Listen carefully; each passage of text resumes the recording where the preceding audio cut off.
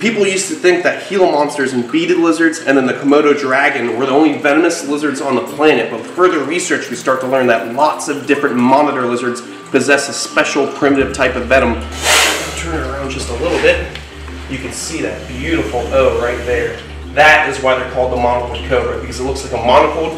When somebody would have one eye that is weaker than the other, instead of getting a pair of glasses, they have that one glass that goes on the one eye, the one monocle. That is the true king of Florida when it comes to snakes. This is a beast of a little rattlesnake. She has the potential to get monstrous. Look at her, she is so beautiful. What are you doing? Why are you getting so angry with me?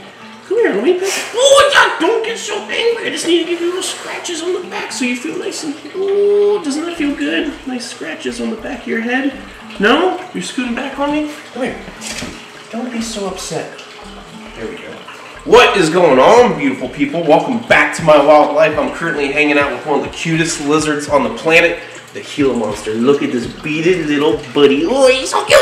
Look at his big old head. Oh, I just love him so much. This is one of the true venomous lizards on our planet. We have lots of different venomous lizards. Some of them will make you feel an agonizing pain, cold sweats, vomiting for days, like the Gila monsters and the beaded lizards. And then some lizards, you get bit and you just feel an irritation for days. People used to think that Gila monsters and beaded lizards and then the Komodo dragon were the only venomous lizards on the planet, but with further research we start to learn that lots of different monitor lizards possess a special primitive type of venom with a special unevolved or devolved venom gland on that bottom jaw. So lace monitors, like my lace monitors on the other side of this snake house, actually have an old residual form of venom or venom glands in their bottom jaw. Is it as potent as a rattlesnake or a cobra? No, not nearly as deadly. But their venom does help digest the food in their belly, and it helps subdue their prey depending on how much they bite them.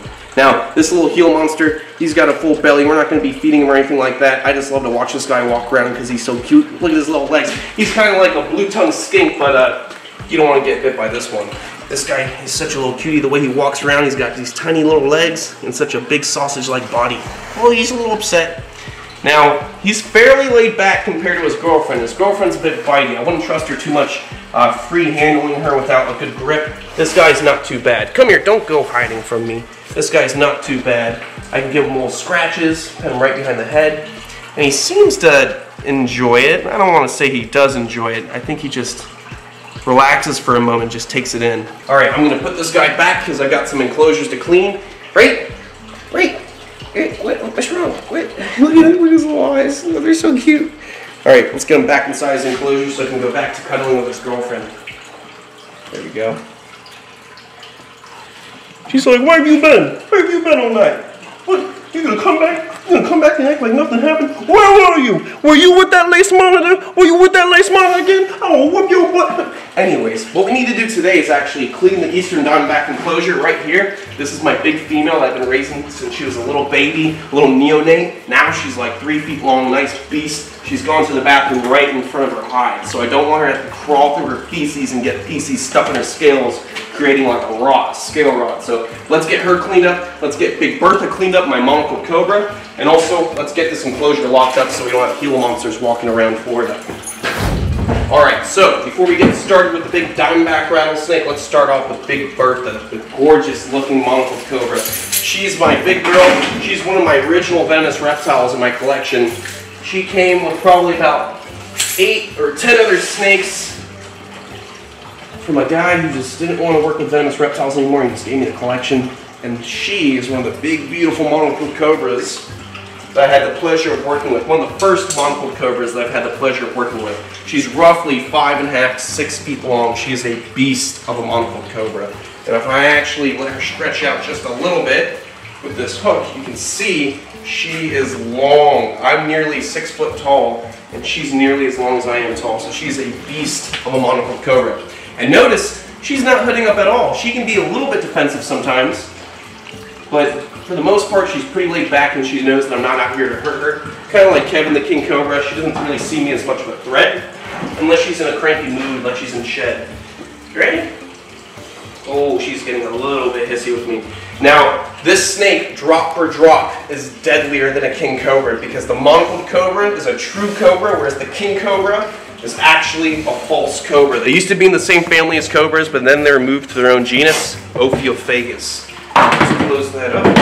Nice and secure. Let's see what's going on in here. We got some poop in the back, got some poop in the front, gotta get some fresh water. There it is. Get that cobra out of there. Get all that nasty stuff. I'm gonna get her some fresh water. I'll be right back. Fight the block! Okay, I got my fresh water. I'm good to go. We'll put that bench there. Alright, so we're gonna put this bowl right back inside. Let Big Bertha get back to her business. Now you're hooding up. That's not much of a hood.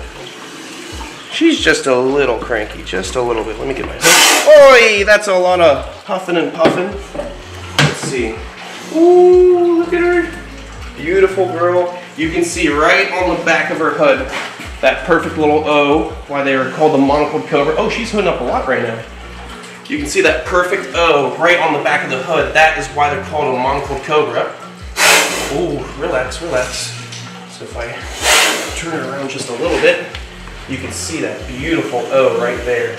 That is why they're called the Monocle Cobra, because it looks like a monocle when somebody would have one eye that is weaker than the other. Instead of getting a pair of glasses, they have that one glass that goes on the one eye, the one monocle. And then you get the Indian Cobra, which looks like it has a pair of spectacles, like it's wearing a pair of glasses. They got the two O's. So that is how they got their names. Also, taxonomy. Don't be too upset. Oi. Nyakuthia. So if any of you guys want to know the scientific name of this beautiful animal, it's Nyakuthia. Now, scientific names are great to know if you're traveling throughout the world, working with reptiles, or just trying to find reptiles. Not everyone knows the common name that you go by. There are so many different common names for animals, not just in the English language, but throughout every country in the different languages. We got different names, nicknames, local names for different snakes. So anyways, taxonomy, when it comes to venomous reptiles, or just taxonomy in general for wildlife, it's really good to know, because you might travel the world and they call it a different common name, English name. So if you know the taxonomy of that animal, that's the exact species right there. And that can be applied to any animal on the planet. So that's why it's really important to learn the different scientific names. And also, it's kind of hard to keep up with scientific names, because every month or every year, depending on new research, new paperwork pushed out, these scientific names will change consistently. So more research comes about, more information is learned. King cobras are a great example. They used to be a part of Naya, the true cobras, and now they're in their own genus, Ophiophagus. Mambas, they used to be a part of the cobra family too. They still technically are. They are part of Elapidae, which consists of the kraits, mambas, king cobras, true cobras, all these different snakes. But this is a branch off of the Elapidae family. It's not a true cobra. So over time, things change. You don't get stuck in your ways, because there's always new things to learn. You never stop learning when it comes to wildlife. Now, let's see, next, or lastly, we're going to be dealing with my beautiful Eastern Diamondback rattlesnake. This is the largest rattlesnake on the planet. This individual is not the largest rattlesnake on the planet. She is roughly 2 years old, and she's good size for her age. Let's make sure she's in that, oh, good thing I double checked. She's not in that hide. She's actually behind her hide right there. You watch out, because she likes to strike out because she thinks she's getting fed. Let's see. Let's not get too upset, little lady. She used to be very, very laid back. But with so many animals, I haven't had much time to handle her lately. So she's a bit more defensive than usual. But as soon as she comes out and I spend some time with her, she should be laid back. Look at her. That is the true king of Florida when it comes to snakes. This is a beast of a little rattlesnake. She has the potential to get monstrous. Look at her. She is so beautiful. Great coloration, a perfect rattle, and a great indicator to know how people are handling their snakes is when you look at a rattlesnake's rattle. If it's cracked off, then maybe an accident happened or something along those lines. But if it's a perfect rattle, that lets you know that the person's been real gentle with the snake. If you see a collection with lots of broken rattles, that means that things get a little bit hectic, and as they're going inside the cage, maybe that tail hits the side of the cage, breaks off the rattle. Things do happen, accidents do happen. The good thing is, the rattle has no nerve endings or anything. That rattle is completely made of keratin, the same material as your fingernails and your hair. So it's basically like getting a haircut or trimming off a piece of your nail. They don't feel anything. and it's just a natural part of life. So naturally, these rattlesnakes will actually have their rattles fall off once they get a little too big. They get a new bead on that rattle every time they shed. Look at that perfect rattle. She is a beast of a little rattlesnake, and I love her. Look at her face, perfect heat pits. This snake is perfectly adapted to hunt warm-blooded mammals with ease. These guys primarily like to utilize the gopher tortoise burrows out in the wild, which are shared with indigos, local rodents. And the thing is, these guys manage the rodents that go into those burrows, therefore helping out the gopher tortoise so it's not overpopulated with rodents or rabbits, because these guys love to eat rabbits. And a very important thing to take from that is that these guys utilize those gopher tortoise burrows, and gopher tortoise burrows are prime habitat for developers to make new neighborhoods, because that's high and dry land, good drainage, and that's where people like to develop their homes. That's why the eastern diamondback rattlesnake is not as in big numbers as it used to be. And you're not the only snake that utilizes those burrows. Indigo snakes, the protected indigo snake that was once endangered and now it's just protected by the state and by federal fish and wildlife, and they cohabit in those burrows together. Beautiful snakes. Let's get her into the tub so we can clean her enclosure. She's getting a little bit upset, and she's letting me know by wiggling that little tail. First thing she'll do is rattle that tail, let me know she's not having it. Then she'll try to get away, and last resort is going to be trying to bite me. The last thing this snake wants to do is bite me, waste its venom. It takes a lot of time to produce venom. Venom is a protein, it takes lots of energy to produce it. So if they waste their venom defending themselves, that's a missed opportunity to get a meal in the future, therefore detrimental to their life, to their existence, because every meal counts in the wild. Let's get professional. Let's get in here and scoop this poop. I actually had a fan of the channel here with her boyfriend a minute ago, and she was like, "Do you need help cleaning poop?" Because I said, "Oh, nice to meet you guys, I'm going to head out now." And she's like, "Do you need help cleaning the poop?" And I said, "You don't want any of this. You can't handle what's happening in these cages. Me? I was born for this. Sweet Mary Jesus. Sweet. Oh my goodness. Oh. You said you want some of this, little girl? I don't think you're ready." All right. Put that hide right back in there. The water looks pretty good. All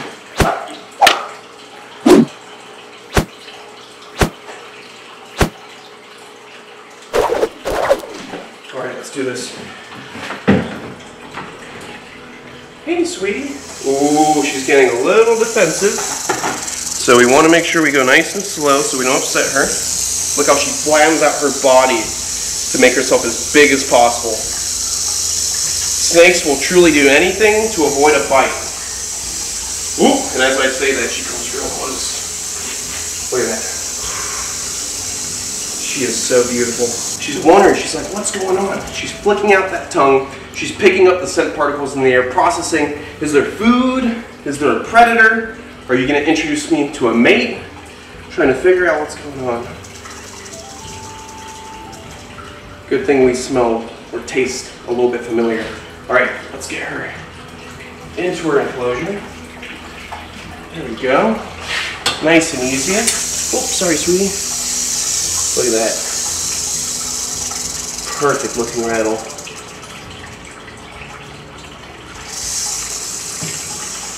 Oh, good girl. All right, nice and secure.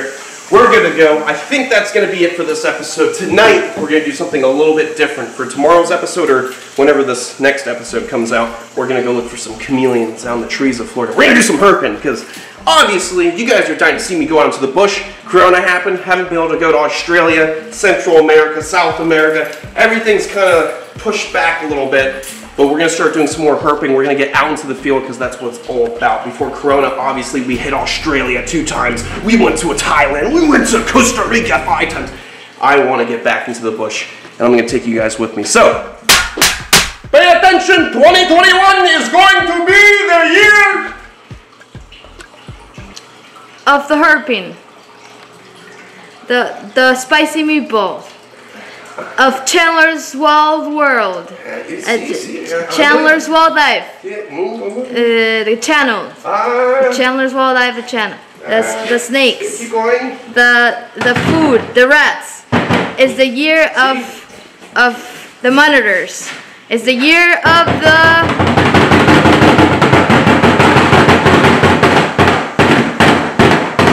wild life. You said that already, didn't you? Yeah. You're upsetting my rattlesnake. Alright, I'll see you guys in the next one. Stay beautiful, stay safe, and most of all, stay gangster.